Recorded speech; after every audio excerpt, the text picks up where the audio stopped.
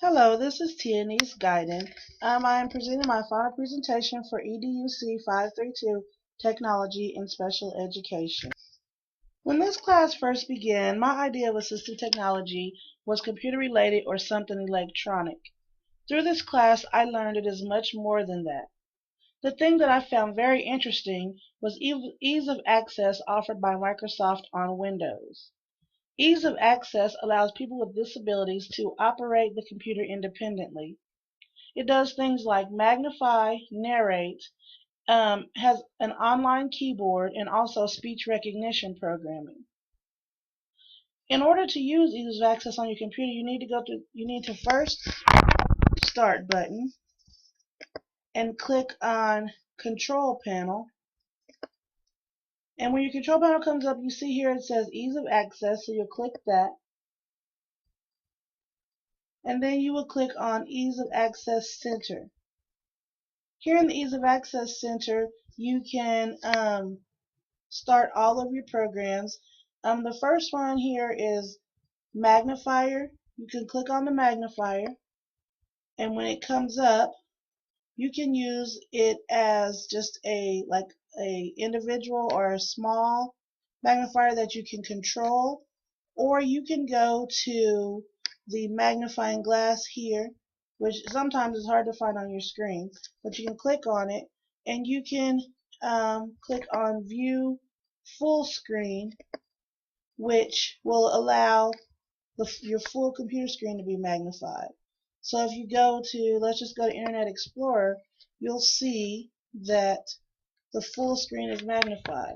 Or you can go over to the magnifying glass and you can go back to just the lens magnified. And then if you no longer want to use that, then you go back to the magnifying glass and you exit. And this program is really helpful for people who have visual impairments, so they're able to read the screen with maybe not needing glasses or whatever. And you can change like how big magnification is, 100%, 200%, whatever you need. And then the next program, or the next part of ease of access, is this on-screen keyboard. This on-screen keyboard allows you to type without using an actual keyboard. It pops up and you can type in anything that you want to type. So I will go to open up a Word document, and I can move my keyboard so I can see what I'm typing, and I can type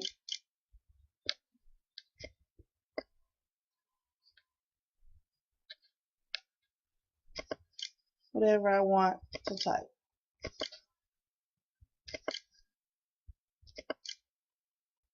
So this comes in handy if for people who may have problems manipulating a mouse, or not have a keyboard, because I know I've had times before where my keyboard broke and I didn't know how I could type anything on the computer. So this would come in handy for that.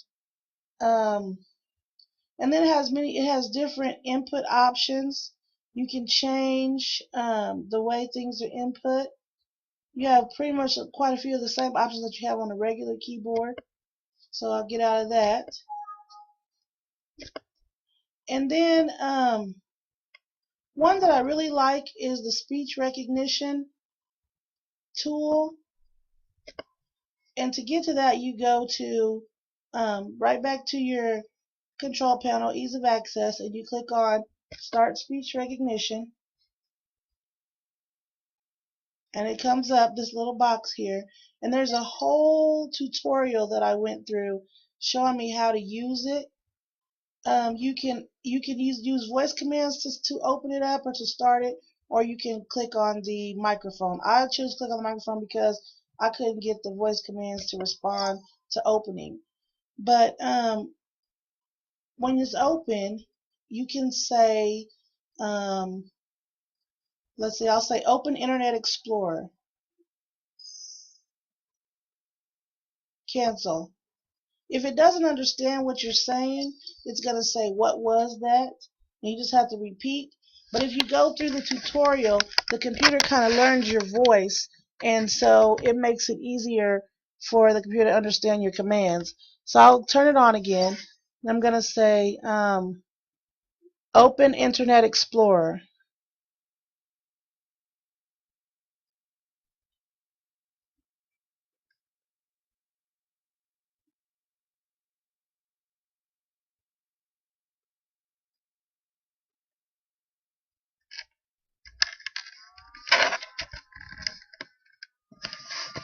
Sorry, my computer's kind of slow. But the thing about using voice recognition is you have to have it quiet, and it does work better if you have a microphone, like one of those headpiece microphones, because then your speech is clearer. I have no idea where the microphone is on my computer, so I'm just kind of talking into the air. But I can say, I'm gonna turn it back on now.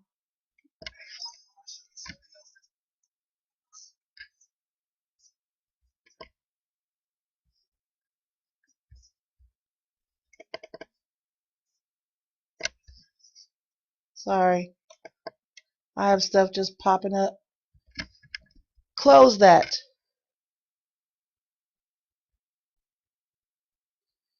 Close current tab.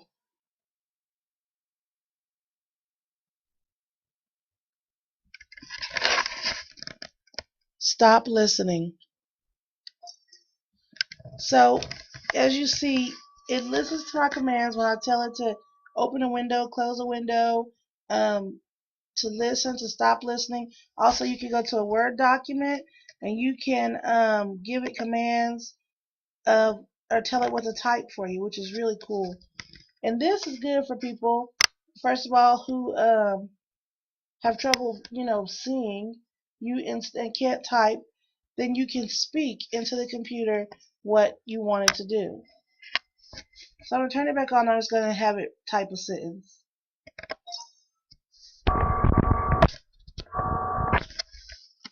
It is cold outside. Period. It's really neat how it, puts in what you say. You have to tell it the punctuation to put at the end. But this is my favorite part of the ease of access, because if I had a microphone, I would probably use this quite a bit, just because I can tell the computer what to do and it does what I say. I didn't even know this was possible. And then the final part of ease of access that I found was kind of difficult to operate was the narrator. And what I discovered is that the narrator doesn't really read your entire screen to you. It tells you what's on the screen, and it'll read any notifications that pop up. And here you can,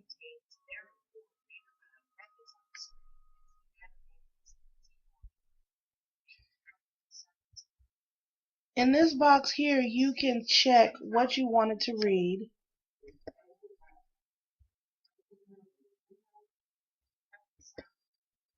But when I open up the narrator, I'm not gonna be able to talk because I don't know how to mute it. But when you go to your web page or to the internet, it'll tell you what's on the screen. It won't read all of the information, but it'll tell you like the important things, like what's in the address bar, what boxes are there to check, um, where to scroll and things like that. But it doesn't really read all the information on the page, and if it does, I tried and tried and tried and couldn't figure out how to make that work. Um, but I will go to Start Narrator and go to the internet so you can see exactly the kind of things that it does.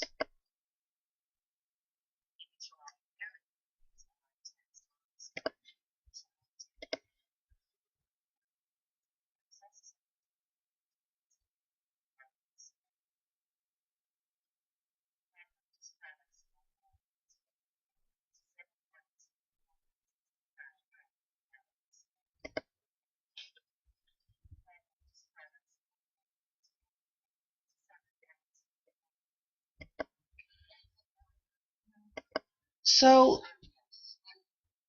with the narrator, if I did not have kind of slow. If I did not have the ability to see, that narrator would probably be more helpful to me, and I would probably understand what what the purpose was or how it worked. But for me, it was really difficult to navigate. I couldn't quite understand what it was saying, and there are ways to change the speech speed and stuff. Um, but yeah, it's kind of difficult. But like I said, my favorite part is the on-screen is the voice recognition because I think that is really neat. But if you scroll down, it tells you can change all your settings on your ease of access, and then if you're online, you could go to Microsoft ease of access page, and it'll tell you everything that's offered. I have Windows 7, but it's I'm sure for the newer Windows versions, there's probably more stuff that your ease of access can do. But I mean, it gives you information on everything, how to pull it up. It gives you demonstration videos and answers pretty much any question you have about, the capabilities of the ease of access. And when I clicked on the online video for the narrator, it took me to Windows 8, and I couldn't find one for Windows 7. So that's why that one was kind of difficult.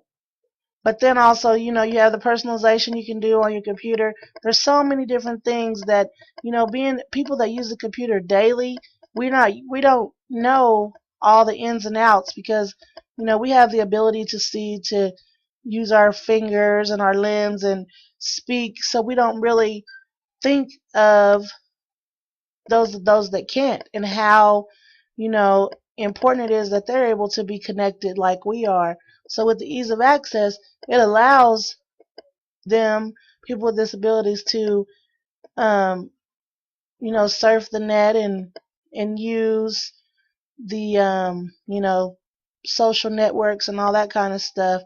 So I think that's why I feel like this is very important, because I'm in almost every household there is some type of computer, or people are exposed to computers every day, and there's so much on there that people need to know, that I think it's very important for everyone to be able to access it.